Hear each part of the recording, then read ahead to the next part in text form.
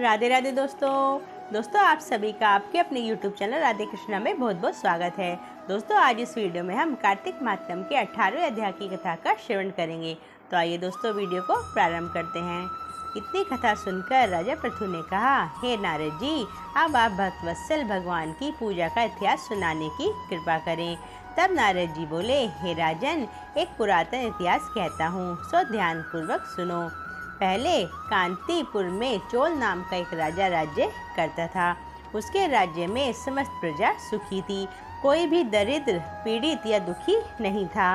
राजा के नाम पर उस देश का नाम भी चोल देश रखा गया। एक बार वह राजा मूल्यवान मणिमुक्ता द्वारा भगवान का पूजन करके वही मंदिर में बैठ गया। उसी समय उक्त नगर के विष्णु शर्मा नामक एक ब्राह्मण ने आकर अपने तुलसी दल तथा जल से भगवान की पूजा की। उसके तुलसी पात्रों से राजा की पूजा के मणिमुक्ता आदि ढक गए। यह देखकर राजा ने क्रोधित होकर ब्राह्मण से कहा, हे विष्णु शर्मा, तुमको पूजा का कुछ भी ध्यान नहीं है। मणिमुक्ताओं से की गई मेरी पूजा की शोभा को तुमने तुलसी दल से ढककर समाप्त कर दिया है। यह सुन विष्णु शर्मा कहने लगा, हे राजन, अभिमान वशीभूत होने के कारण तुम भगवान शिव की पूजा को नहीं जानते। ब्राह्मण के ऐसे वचन सुन राजा ने कहा, हे ब्राह्मण, तुम दरिद्र हो, इस कारण भगवान की पूजा क्या जानो।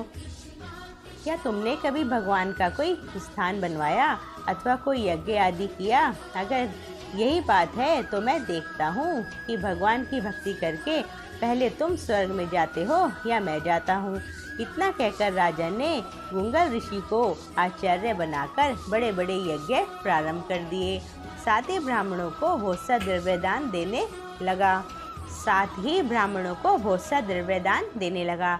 परंतु विष्णु शर्मा सर्वदा की भांति मांग तथा कार्तिक मास के व्रत, तुलसी वन का रोपण, एकादशी का व्रत तथा ओम नमो भगवते वासुदेवाय मंत्र का जाप करते हुए भगवान की पूजा अर्चना करता रहा। वह उठते बैठते चलते फिरते हर समय भगवान का नाम स्मरण तथा कीर्तन करने लगा।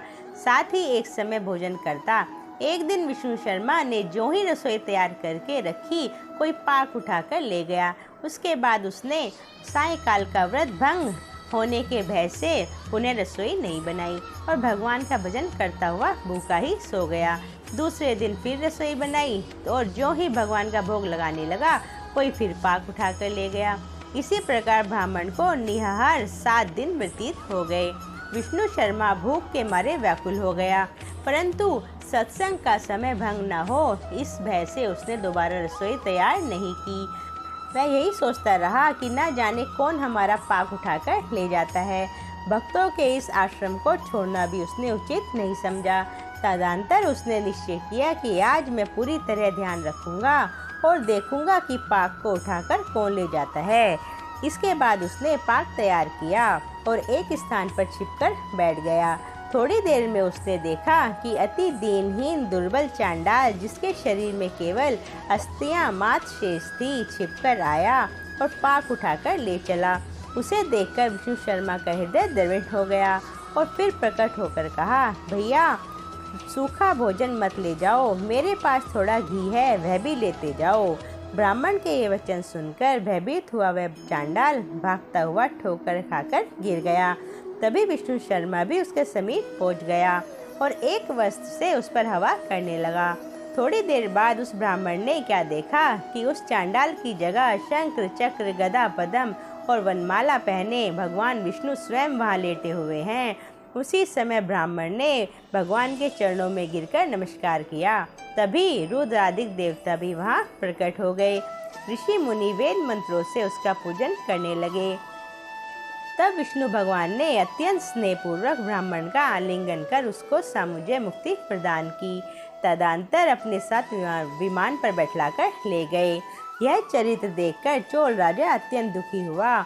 उसने आचार्य गुंगल ऋषि को बुलाकर कहा कि यह सब क्या हो रहा है? जिसके द्वेष के कारण मैंने यज्ञादि किए, वह वैकुंठ को जा रहा है और मैं यहीं पर स्थिर हूँ। क्या मेरे यज्ञ दान आदि सब निष्फल गए? इससे यही सिद्ध होता है कि भगवान यज्ञ आदि से नहीं, केवल भक्ति से प्रसन्न होते हैं।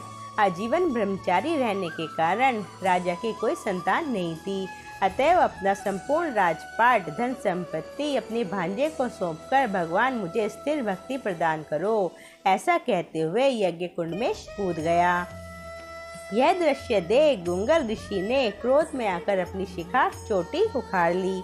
तब से अभी तक चोल देश में भांजा ही मामा का उत्तराधिकारी होता है और गुंगल रोत में ब्राह्मण आज भी शिखा नहीं रखते। चोल राजा के अग्निकुंड में गिरते ही भगवान ने प्रकट होकर अग्निकुंड में ही उसका आलिंगन कर उसे भी सामुज्य मुक्ति प्रदान की। इसके पश्चात भगवान ने विष्णु शर्मा को सुशील और चोल राजा को पुण्यशील बनाकर अपना द्वारपाल नियुक्त किया। इति श्री कार्तिक महात्म का 18वां अध्याय संपूर्ण। दोस्तों, अगर आपको मेरी ये कथा पसंद आई हो तो प्लीज़ चैनल को like, share and subscribe. Radhe Radhe दोस्तों।